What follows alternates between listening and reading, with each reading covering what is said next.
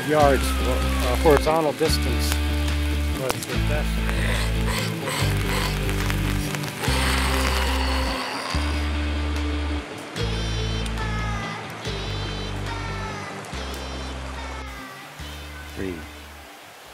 Three trees. 1, 2, 3. 1, 2, 3. Like many of you, I too have been fascinated by the Bigfoot phenomenon. The PG film is just the icing on the cake.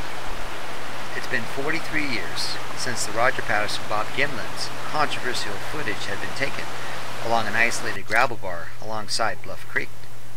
As time progresses, so has the doubt over where some believe the exact location of the film site is today. Stephen, Ian, and myself were surprised to hear that 5 devout Bigfoot researchers couldn't agree on the same gravel bar. So we decided to re-examine a collection of available evidence, re-interview those in the know, and spend a considerable amount of time on the ground, applying everything we have learned to help us find a better understanding. We know 43 years of environmental changes have worked their magic, and won't make our project any easier. There is even the possibility that we may never find the exact site. I hope you will join us on our journey of rediscovery, the Bluff Creek Film Site Project. Right, they went that way.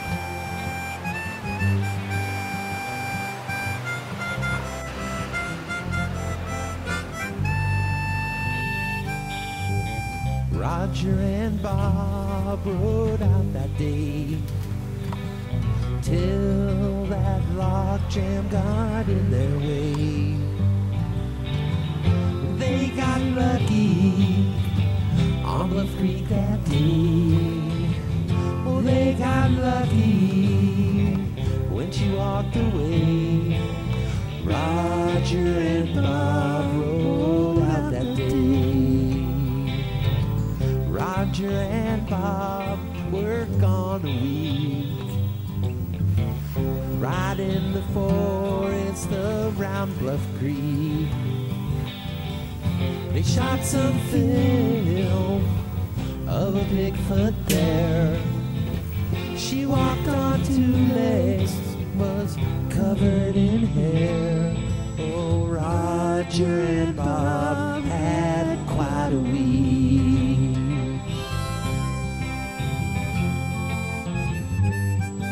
We begin our journey with Stephen Streufert here at Bigfoot Books in Willow Creek, California, to lay our foundation.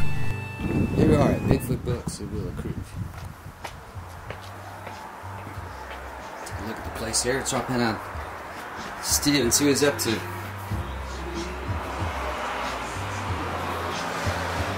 There he is. Hiding out behind his computer. Hey Steve, how you doing? These may very well be taken from Cibachromes that were done in the 80s. You can really see a lot of great detail on the creature. There's some more of them. Here's the high quality ones, if you want those. Yeah, I actually have this book at home. Here's the forest background. There's that big tree in 310. Yeah, that's the big, so-called big tree. I see moisture sand, and then you see dry sand. Yeah, this very well could be damp in there. Or it may just be a different kind of gravel deposited there. Well, I'm thinking if there's a bunch of debris piled up there, that it could very well be moist sand under those logs. It's a good film site image. Yeah. Black and white. What's the date on this one? I don't know. It's older though. But you can see where they did the logging. They built that road in there to log off these projects here after the film was done. And this was a log landing. What is this over here? Well, this would be the film site. So here's the Bluff Creek here. Stephen, where's that spot again you were talking about? Well, here's your road. It goes down to the bat boxes, which are right about here, or here.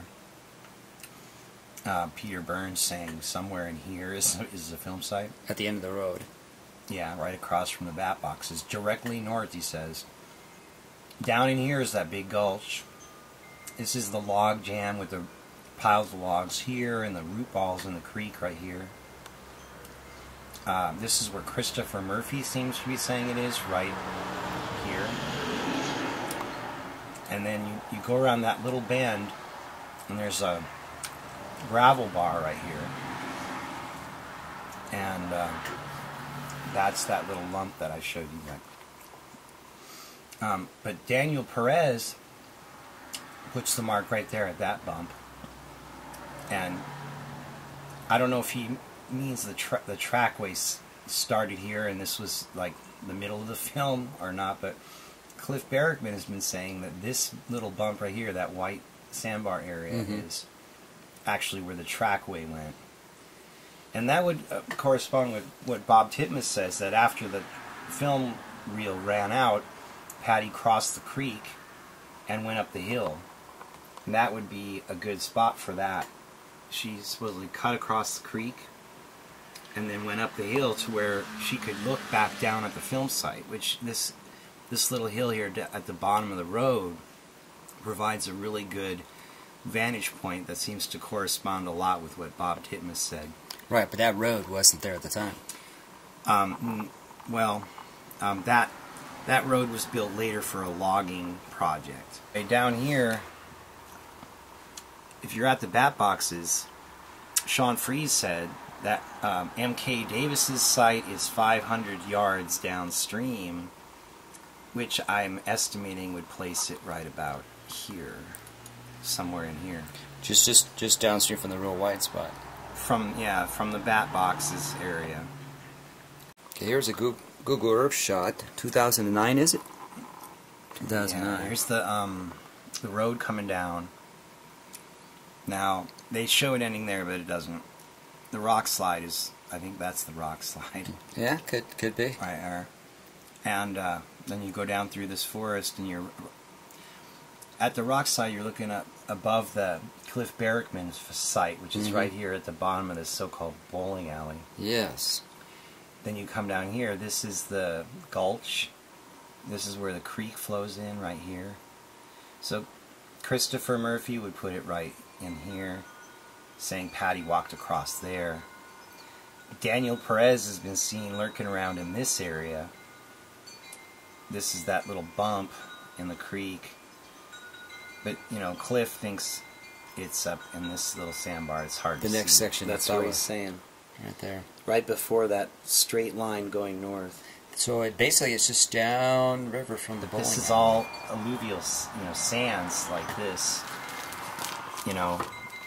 Very fine sands deposited by the flood back in '64. That came right here. This is actually a sandbar that's overgrown with, alders and shrubs. But the sand and stuff that I found up there, approximately where the creature was walking. Kind of approximately up here. The sand sample you have, which is this guy I got right here. those samples up in that same area. This guy right here. And that sand is incredibly fine.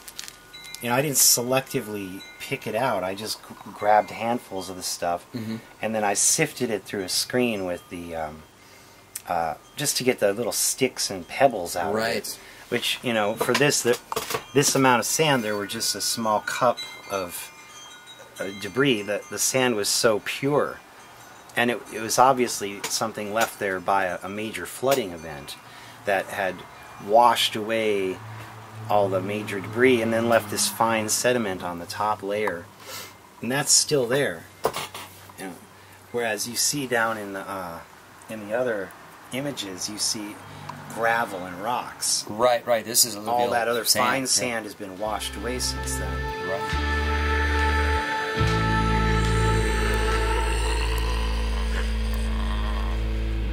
Bigfoot lives.